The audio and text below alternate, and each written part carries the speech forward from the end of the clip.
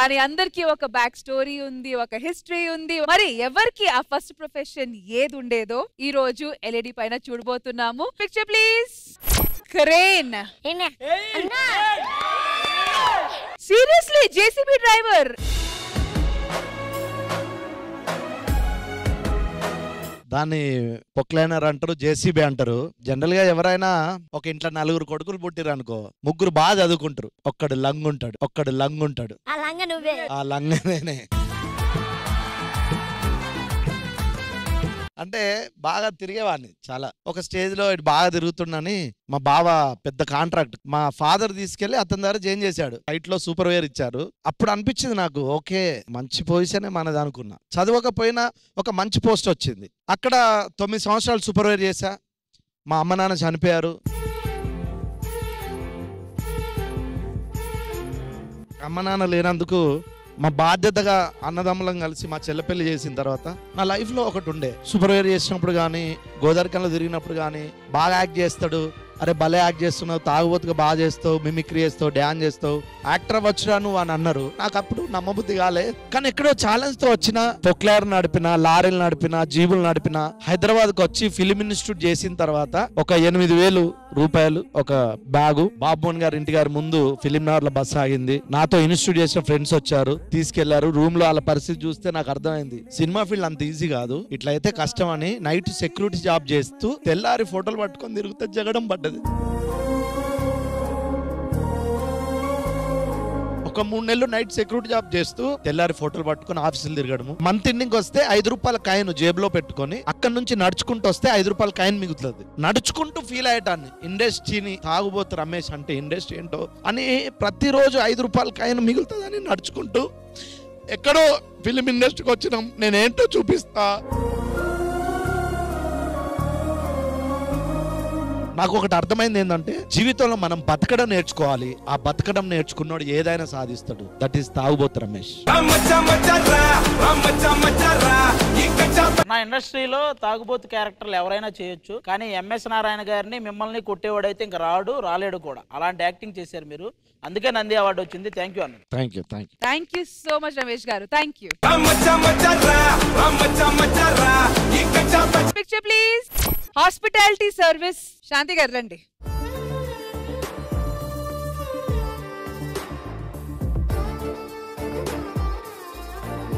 నేను హైదరాబాద్కి వచ్చిన కొత్తల్లో నేను తినాలి, నాకు ఒక ప్లేస్ కావాలి అంటే నాకు ఎక్కడ సోర్స్ లేదు. ఇక్కడ నాని వాళ్ళు నాకు ఎవరు లేరు. అప్పుడు నాకు తెలిసిన వాళ్ళు ఆఫీస్ బాయ్గా పెట్టారు. ఆఫీస్ బాయ్గా పెట్టినప్పుడు అక్కడ ఆఫీస్ క్లీన్ చేసుకుంటూ, ఆడ వంట చేసుకుంటూ, ఆఫీస్ అంటే ఆ టయానికి భోజనం చేసే టయానికి 5 మంది అనే వాళ్ళు 10 మంది పెరుగుతారు, 15 మంది పెరుగుతారు. నైట్ అయితే అందరు వచ్చి కూర్చొని డ్రింక్ చేసేవాళ్ళు. అంటే ఆఫీస్లో అది కామనే. ఆ డ్రింక్ చేసి 1 గంట 2 గంటల వరకు అక్కడ తాగేసి వాళ్ళు కక్కేసి వెళ్ళిపోయిన తర్వాత, ఆ తర్వాత నేను అవన్నీ క్లీన్ చేసుకొని అవన్నీ చేసుకొని వాళ్ళు వెళ్ళిపోయిన తర్వాత తలుపేసుకొని ఆ టైంకి తినేసి పడుకొని మార్నింగ్ మళ్ళీ లేచి అదే ప్రకారం మళ్ళీ అలా చేసుకుంటూ ఉన్నాను. ఇది చూడగానే నా లైఫ్ గుర్తొచ్చింది. అలా ఉన్నాను కాబట్టే అన్ని స్ట్రగుల్ చేసి ఈరోజు కూడా ఎప్పుడు కూడా వెళ్ళిపోవాలనిపించలేదు. నేను అనుకున్నది సాధించాలనుకున్నాను, ఈరోజు ఇక్కడ దాకా రాగలిగాను. కాబట్టి అవన్నీ కూడా నాకు ఒక స్వీట్ మెమోరీస్ అన్నమాట.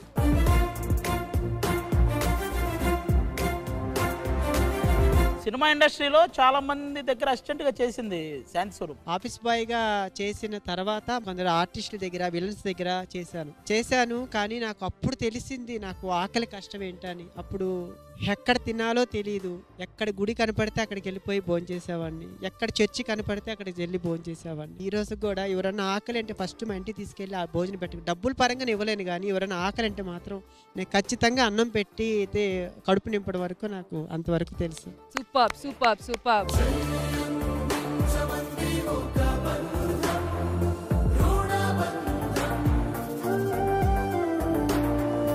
హార్డ్ జర్నీ, కానీ ఐఎమ్ షూర్ ఈ వీడియో చూసిన తర్వాత చాలా మంది లెట్స్ నాట్ గివ్ అప్ అని ఆ మోటివేషన్ తో వర్క్ చేస్తూ ముందుకు రావడానికి ప్రయత్నిస్తూ ఉంటారు. Thank you so much Shanti. Next picture please. తాపి పని. నుగురాజు.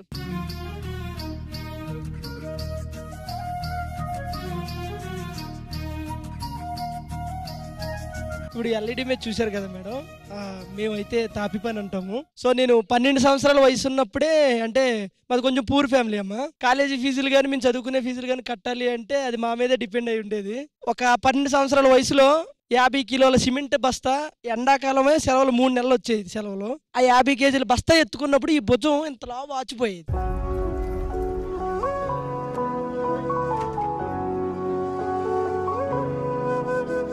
నేను అప్పుడు అనుకున్నా, దేవుడా నాకు ఎందుకు ఇచ్చావు ఈ లైఫ్, చీ అమ్మ ఏంది అని అనుకున్నా. తర్వాత ఇండస్ట్రీకి వచ్చిన తర్వాత కూడా నాకు మధ్యలో ఒక షో చేశాను, అది ఆగిపోయింది, ఇంక ఇంటికి వెళ్ళిపోదాం అంటే వెళ్ళలేకపోయాను. సో అప్పుడు అబ్బాచి ఇంక నాకు ఈ లైఫ్ వద్దు, ఇంక నేను అంటే లిటరల్గా ఏదోటి అవుదాము, లేదంటే ఎందుకు ఇచ్చావని నేను చాలా బాధపడ్డాను. ఆ రోజు నేను వదలలేదమ్మా ఇండస్ట్రీ, ఆ రోజు నుంచి ట్రై చేశాను. ఇప్పుడు ఏదో కొద్ది గొప్ప పేరు వచ్చి బయటికి వెళ్ళి 4 ఫోటోలు దిగిన తర్వాత దేవుడా నాకు ఎందుకు ఈ లైఫ్ ఇచ్చావు అనుకున్నా నేనే, నాకు ఈ లైఫ్ ఇచ్చినందుకు థ్యాంక్ యూ దేవుడా అని అనుకుంటున్నానమ్మా. So sweet.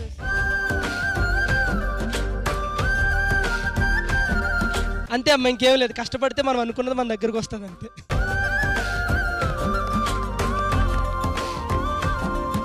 Next picture please. Pavitra.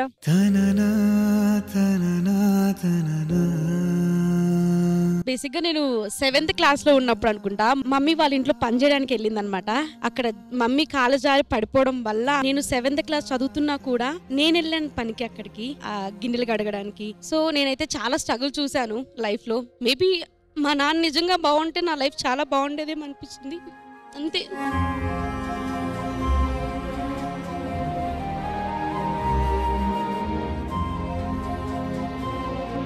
Maybe ఇక్కడ ఉండే ఆర్టిస్ట్కి నేను నాకు చెప్పుకోవడానికి కూడా చాలా గిల్ట్గా ఉంది, నన్ను తక్కువ చేసి చూస్తారేమో అని చెప్పేసి చిన్న ఇది ఉందనమాట. కానీ నేను ఓపెన్ అయిపోయాను, నా వల్ల అవ్వలేదు. సో సంతోష్, నువ్వు కూడా నన్ను వదిలేవు కదా లైఫ్లో ఎప్పుడు కూడా, మళ్ళీ ఇది గుర్తు చేయకుండా.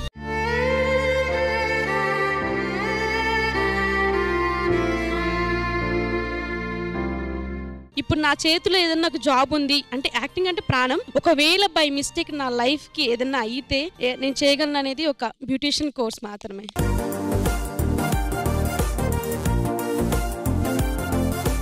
That's the best part, Pavitra. You're a survivor. Life lo ఏ సిచ్యువేషన్ ఎదురొచ్చినా you will deal with it. And అదే కావాల్సింది, నువ్వు లైఫ్ నేర్చుకున్నావు. Thank you. Well done. And all the best to both of you. Thank you guys. Thank you. Thank you Pavitra, and thank you so much. ముందుకొచ్చి వాళ్ళ past ని except చేసి inspiration గా ఎంతో మందికి మంచి మాటలు చెప్పినందుకు థ్యాంక్ యూ సో మచ్. కానీ ఇది పార్ట్ 1 మాత్రమే. మేబీ కొన్ని ఎపిసోడ్స్ తర్వాత వాళ్ళ గురించి కూడా మాట్లాడదాము. But for today this was it. So Indraja గారు, మీరు ఏమైనా వాళ్ళు చెప్పాలనుకుంటున్నారా? ఈ ప్లేస్ కి రావడానికి వాళ్ళు ఎంతో కష్టపడే వచ్చుంటారు. ఆ జర్నీ అయితే అందరికీ ఉంటుంది. But I'm so glad that అది చెప్పడానికి వాళ్ళు ఏమాత్రం వెనకాడలేదు. అది ఒక తక్కువగాను లేకపోతే ఇలా కానీ, ఎందుకంటే మెయిన్గా సెలబ్రిటీస్ అన్నప్పుడు మనల్ని ప్రేక్షకులు చూసేది వేరే విధంగా ఉంటుంది. మనం ఏదో పుట్టినప్పుడే వి బోర్న్ విత్ సిల్వర్ స్పూన్ అనేసి అనుకుంటారు. బట్ అలా కాదు, దాన్ని బయట పెట్టడానికి ఒక ధైర్యం కావాలి. వీళ్ళందరూ ధైర్యం చేశారు. So it could be inspiration for so many others. Thank you so much for inspiring today. Thank you guys. Thank you.